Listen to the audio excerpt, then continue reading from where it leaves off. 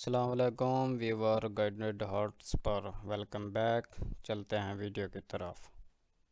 نبی پاک صلی اللہ علیہ وسلم کا ارادہ نہیں تھا جنگ کا. حضور جنگ کے لیے نہیں نکلے تھے. قریش اس طرح کرتے تھے کہ مسلمانوں کے قافلے لوٹ لیتے تھے. لوٹ مار کرتے کرتے مدینے کی سرحد تک وہ آ جایا کرتے تھے. ایک قافلہ ابو سفیان لے کے جا رہے تھے تجارت کے لیے، تو اس میں سارے کافروں کا مال شامل تھا. ایک قافلہ جایا کرتا تھا، سارے اپنا اپنا مال شامل کر دیتے تھے. جو کہ یہ مسلمانوں کو ستاتے تھے، تو آج حضور علیہ السلام نے ارادہ کرم کیا کہ ان کے قافلے کو ہم نے بھی روکنا ہے، تاکہ ان کو اس بات کا احساس ہو کہ اس طرح نہیں کرنا چاہیے.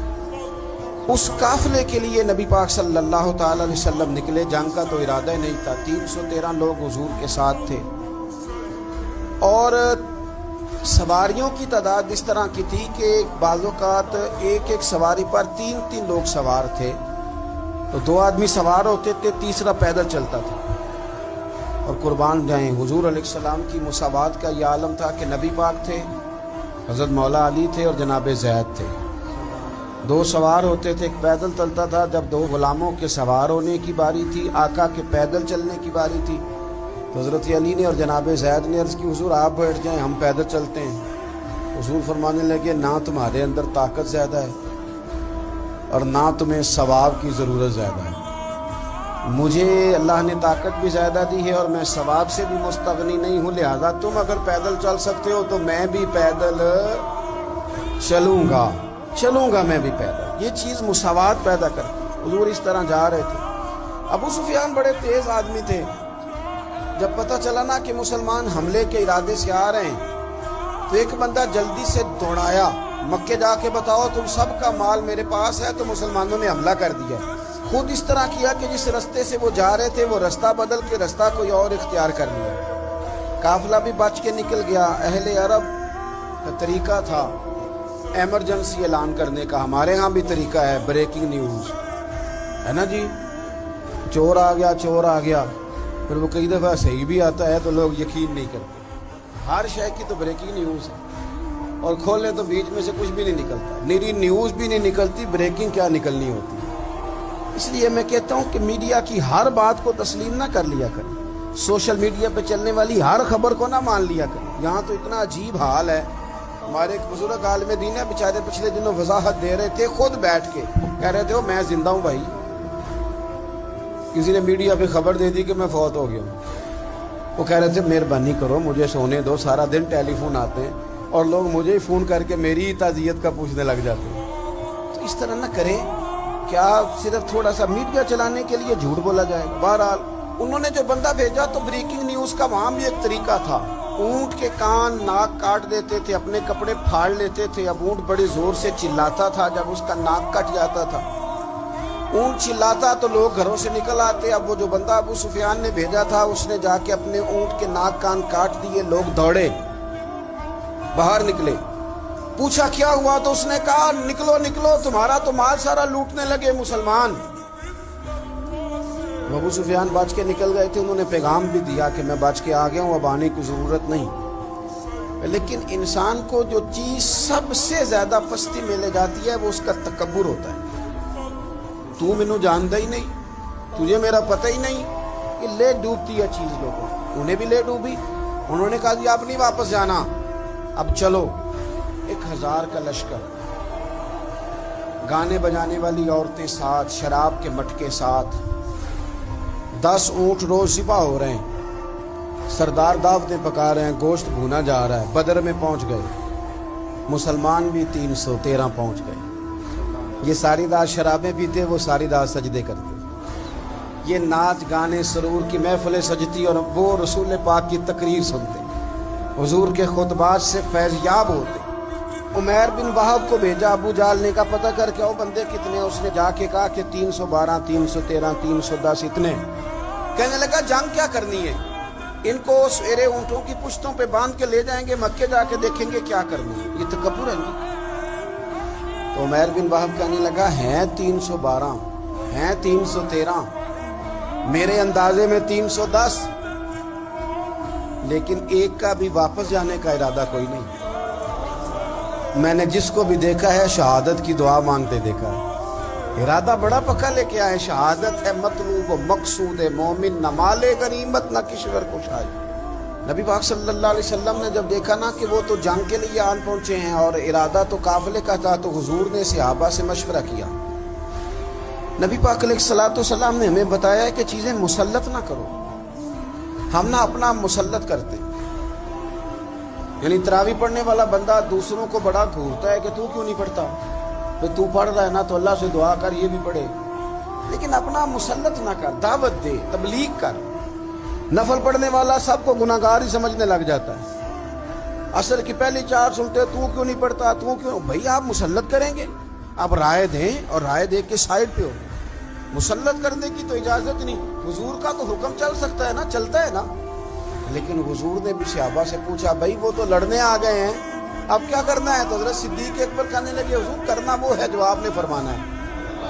حضرت عمر کہنے لگے، حضور تلواروں کو تو زنگ لگ گیا ہے۔ اور جناب علی شیر خدا، مرتضیٰ، مشکل کشا، غل عطا، مولا کائنات فرمانے لگے، حضور علی اور تلوار یہ تو رشتہ ہی بڑا پرانا ہے، تیاری کریں۔ حضور کا خیال تھا کہ انصار بھی تو بولے نا، یہ تو سب مہاجرین بول رہے ہیں۔ انصار کو جب سمجھ آئی نا کہ اشارہ ہماری طرف ہے، تو حضرت سعد بن عبادہ اٹھے، کہنے لگے، حضور آپ کا اشارہ ہماری جانب ہے؟ فرمایا ہاں۔ کہا یا رسول اللہ صلی اللہ علیہ وسلم، خشکی پہ بھی لڑیں گے اور دریا میں بھی لڑیں گے، حضور انسانوں سے بھی لڑیں گے اور آپ حکم دیں گے تو جنوں سے بھی لڑیں گے۔ وہ بیٹھے تو حضرت مقداد اٹھے اور کمال کر دی، کہنے لگے یا رسول اللہ آپ ہم سے ارادہ پوچھ رہے ہیں؟ ہم کوئی حضرت موسیٰ کی قوم ہے جو اپنے نبی سے کہہ دیں گے آپ لڑیں اور آپ کا خدا لڑے؟ سونیا ہم آپ کے ساتھ لڑیں گے اور آپ کے قدموں پہ جانیں بھی قربان کریں گے۔ نبی کا حکم ہو تو کود جائیں ہم سمندر میں اور جہاں کو محو کر دیں نعرہ اللہ اکبر میں۔ نہتے 313 بشر شوق شہادت میں نکل آئے تھے میدان میں، محمد کی قیادت میں۔ نہ تیغ و تیر پہ تکیا، نہ خنجر پہ، نہ بھالے پر، بھروسہ ہے تو ایک سادی سی کالی کملی والے پر۔ نبی پاک صلی اللہ تعالیٰ علیہ وسلم نے جذبات سنے تو فرمایا چلو نہ چلے، پر چھوٹے چھوٹے بچے واپس کر دو۔ ایک چھوٹے بچے تھے عمیر بن ابی وقاص، حضرت سعد بن ابی وقاص کے بھائی، زمین پہ لیٹ کے رونے لگے، سونیا میں نے بھی جانا ہے۔ کمپیوٹر کے لیے نہیں رو رہے، موبائل کے لیے نہیں رو رہے، نئی سائیکل کے لیے نہیں، شہادت کے لیے۔ حضور میں لڑوں گا، اب مجھے لے کے تو چلیں، یا رسول اللہ میں طاقتور نکلوں گا، لے کے تو چلیں۔ ان کے آنسو دیکھ کے حضور نے فرمایا لے چلو نا ساتھ۔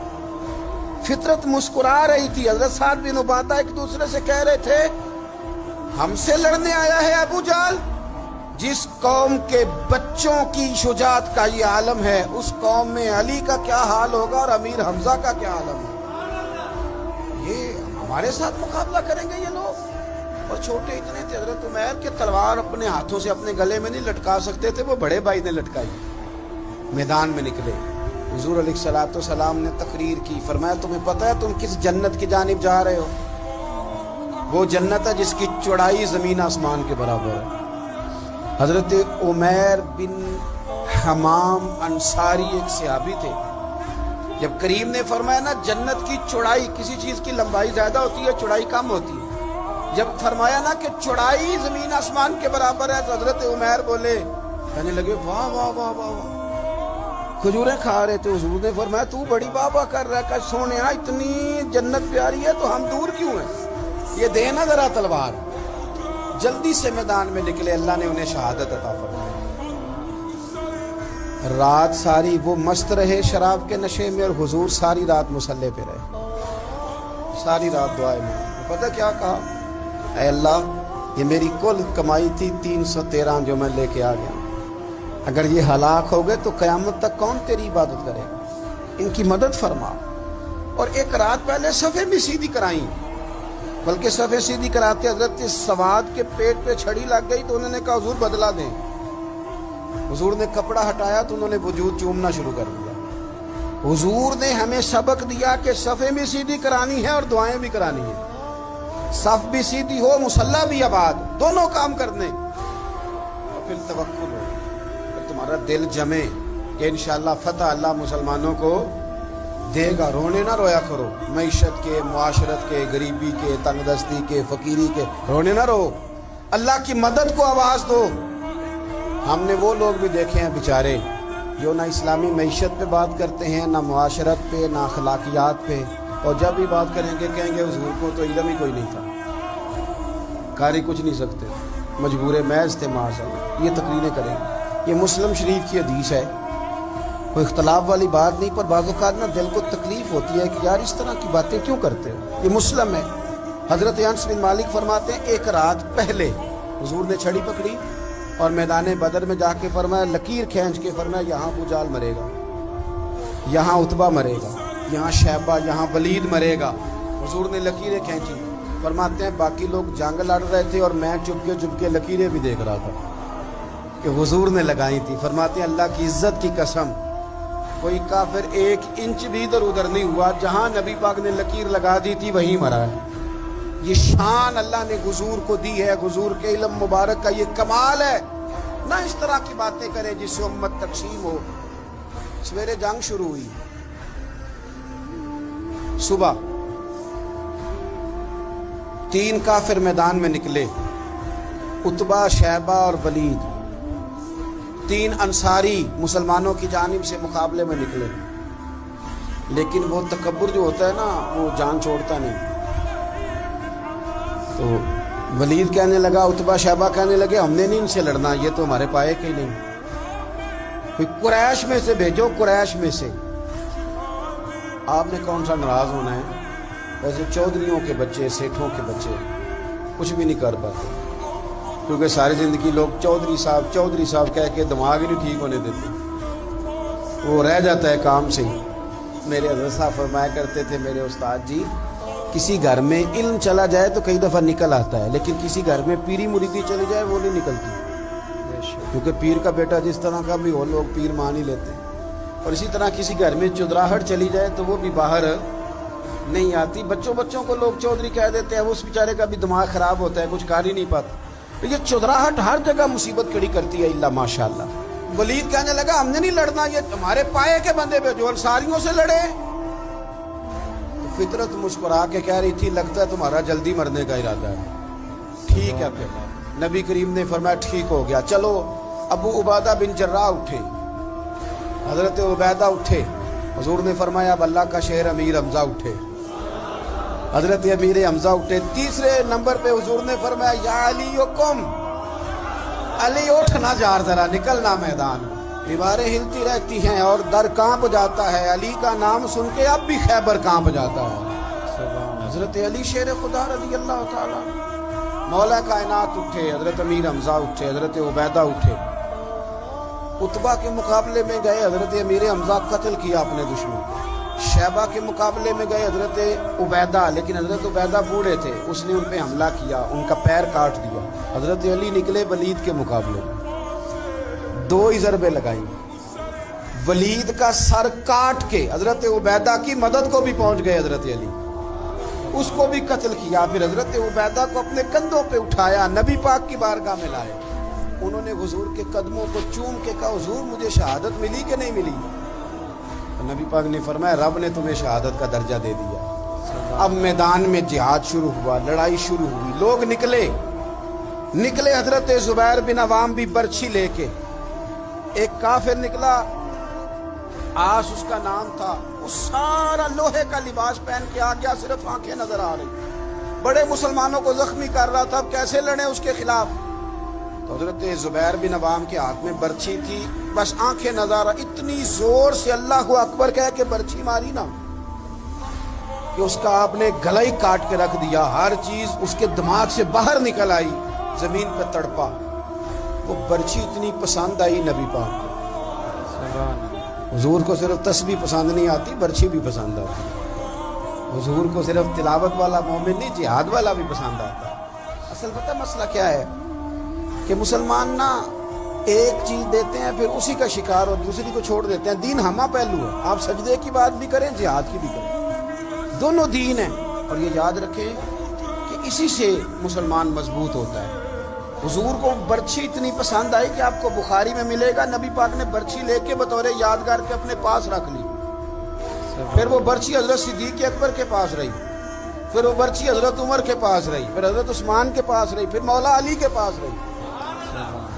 میں ان لوگوں کو کیا کہوں جنہوں نے مکے مدینے میں نبی پاک کی یادیں مٹا دی ہیں. سونے نے تو صحابہ کی یادگار تلواریں بھی سنبھال کے رکھی, اور تم نے حضور نے جس کنویں سے پانی پیا تھا وہ کنواں ختم کر دیا. تم نے جہاں حضور نے غسل کیا تھا وہ جگہ ختم کر دی. کیا بات کرتے ہو صاحب, وہ جگہیں تو ہمارے لیے چومنے کے لائق تھی اور آنے والی نسل کو وہاں عقیدت کے پھول برسانے تھے. تم نے کیا سلوک کیا؟ جنگ آگے بڑھی, تلواریں چمکی, 2 چھوٹے بچے. او نوجوانوں, خدا را واپس لوٹو اپنے دین کی طرف. 2 چھوٹے بچے, اور یہ اس طرح کے لفظ ہیں. مجھے کیا لینے دو وہ دیسی تھے, مجھے کیا لینے دو پینڈو تھے. وہ 2 بچے آ کے حضرت عبد الرحمن ابن عوف سے پوچھتے ہیں, کہتے ہیں چاچا جی ابو جال کدھر ہے؟ یہ لفظ ہیں حدیث میں, چاچا جی, چاچو کدھر ہے ابو جال؟ کہتے ہیں میں نے ہاسکے کا پتر, تم نے کیا کہنا ہے؟ تو چھوٹے والے کو باتیں بھی صحیح نہیں کرنے آتی تھی. کہنے لگا چاچا اسے مارنا ہے. کہا کیوں مارنا ہے؟ کہا اس لیے کہ ہم نے سنا ہے وہ ہمارے نبی کو برا کہتا ہے معاذ اللہ. کہا تم اگر نام مار سکے تو چھوٹا کہہ رہا ہے, کہتا نام مار سکے تو مریں گے تو صحیح نہ حضور کے نام پہ.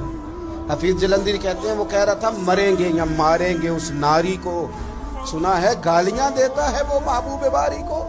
معاذ اللہ حضور کو برا کہتا ہے. میدان میں آئے دونوں, زور زور سے تلواریں ماری, گھوڑے سے گرا لیا ابو جال. حضرت معاذ جو تھے بڑے والے, ان کا بازو کٹ گیا, تھوڑا سا گوشت سا لٹک رہا تھا. یہ نرم و نازک بچے ہمارے, یہ میدانوں میں کام کریں گے؟ جن کو تھکاوٹ ہوتی ہے, جو پیناڈال کی گولی کھا کے سوتے ہیں رات کو. بازو لٹک رہا تھا, حضرت معاذ نے اس پر اپنا پیر رکھا, جھٹکا دے کے اتار دیا. حضرت عبداللہ ابن مسعود کو کہا, انہوں نے گردن کاٹ دی ابو جال کی. دونوں تلواریں لے کے حضور کے پاس گئے. چھوٹا کہتا ہے حضور میں نے مارا ہے, بڑا کہتا ہے حضور میں نے مارا. کہتا ہے نہیں تو پیچھے تھا, میں نے مارا ہے. وہ کہتے نہیں تو بعد میں آیا تھا, میں نے مارا ہے. فرمایا تلواریں دکھاؤ نا. جب تلواریں دکھائیں تو حضور فرمانے لگے تم دونوں نہیں مارا ہے, برابر کا ثواب ہے. جس کا بازو کٹا تھا کریم رسول نے فرمایا ادھر لا نا بازو. وہ بازو لائے, حضور نے اسی جگہ رکھ کے نا دوبارہ لعاب دہن لگایا. حضرت معاذ حضرت عثمان غنی کے زمانے تک موجود رہے. فرماتے ہیں کٹنے سے پہلے طاقت کم تھی, جب حضور نے جوڑا ہے تو طاقت پہلے سے زیادہ ہو گئی ہے, پہلے سے زیادہ ہو گئی ہے طاقت. کہتے ہیں کہ نبی پاک سید عالم صلی اللہ علیہ وسلم کی خدمت میں حضرت عکاش آئے, کہنے لگے سونیا میرے جذبات کنٹرول میں نہیں آ رہے, میں ان بے ایمانوں کے گلے کاٹوں گا, پر میرے پاس تلوار ہی کوئی نہیں. کوئی تلوار ہو تو ماروں نا. ایک درخت کی جڑ تھی, ٹہنی تھی, حضور نے یوں کر کے کھینچی, فرمایا یہ لینا تلوار. کہتے ہیں وہ حضور کے ہاتھوں میں ٹہنی تھی, میرے ہاتھوں میں آتی گئی اور تلوار بنتی گئی. پھر اس سے کافر کاٹے حضور کے معجزات. 5000 فرشتہ بھیجا اللہ نے جنگ بدر میں. کتنے؟ یہ میں نے بات اس لیے بیان کی ہے کہ اقبال نے ایک مشورہ دیا, کہتے ہیں تو فضائے بدر تو پیدا کر, فرشتے تیری نصرت کو اتر سکتے ہیں گردوں سے, کتار اندر کتار اب بھی. اقبال کیوں ایسا کہہ رہا ہے؟ تو اقبال کہتے ہیں اس لیے کہ آج بھی ہو اگر ابراہیم کا ایمان پیدا, تو آگ کر سکتی ہے اندازے گلستان پیدا. 5000 فرشتہ آیا. مجھے تو لگتا ہے فرشتوں نے بھی دعا کی تھی کہ یا اللہ ہم تیرے نبی کی قیادت میں لڑنا چاہتے ہیں. فرشتے آئے. سپر پاور تھی روما, بڑی طاقتور سمجھتی تھی. ایران, روم, یہ کیسر و کسرا بڑی طاقتیں تھیں. عرب کے لوگ تو بوریا نشین تھے صحراؤں میں, نکل کے انہوں نے الٹ پلٹ کے نہیں رکھ دی سارا کچھ. علامہ اقبال سے کسی نے پوچھا تھا کہ مسلمان دوبارہ سے کبھی میدانوں میں آئیں گے, تو اقبال کہنے لگے ہاں ہاں ضرور آئیں گے. آئیں گے, یہ نکلیں گے. کیا کس طرح؟ کہنے لگے میں نے فرشتوں سے سنا, نکل کے صحرا سے جس نے روما کی سلطنت کو الٹ دیا تھا. نکل کے صحرا سے, قدسی کہتے ہیں فرشتوں کو, اقبال کہتے ہیں رات وہ باتیں کر رہے تھے, میں نے سنا ہے کہ نکل کے صحرا سے جس نے روما کی سلطنت کو الٹ دیا تھا. سنا ہے میں نے یہ قدسیوں سے کہ وہ شیر پھر ہوشیار ہوگا. وہ جاگے گا, وہ بیدار ہوگا. یہ قدسیوں سے سنا ہے میں نے, وہ آئے گا میدانوں میں. گمسان کا رنگ پڑا, ابو جال قتل ہوا, امیہ قتل ہوا, کچھ دیر کے بعد مارا گیا. ابو البختری اور عتبہ و شیبہ اور ولید بڑے بڑے سردار قتل ہوئے. 70 کافر مارے گئے, 70 مسلمانوں نے قیدی بنائے, باقی بھاگ گئے اور سامان چھوڑ کے بھاگ گئے اور گھوڑے چھوڑ کے بھاگ گئے. اور جس کو ادھر بھاگنے کا موقع ملا ادھر بھاگا, کہہ رہے تھے ان کو باندھ کے لے جائیں گے, اور جس کو ادھر بھاگنے کا موقع ملا وہ ادھر بھاگا. پیچھے سے حضرت صاحب بن عبادہ بول رہے ہیں, کہنے لگے ہم نے تو سنا تھا مردوں سے مقابلہ ہے, تم تو بیویوں سے بھی کمزور نکلے ہو, کیا بھاگتے ہو. 14 مسلمان شہید ہوئے صرف. 3 دن حضور نے قیام کیا بدر میں, قربان جائیں. جنگ کا آغاز بھی میرے نبی کے سجدے سے ہوا, اور جنگ ختم ہوئی تو پھر کریم سجدے میں چلے گئے. اللہ تیری مدد آئی تو کام بنا, تیری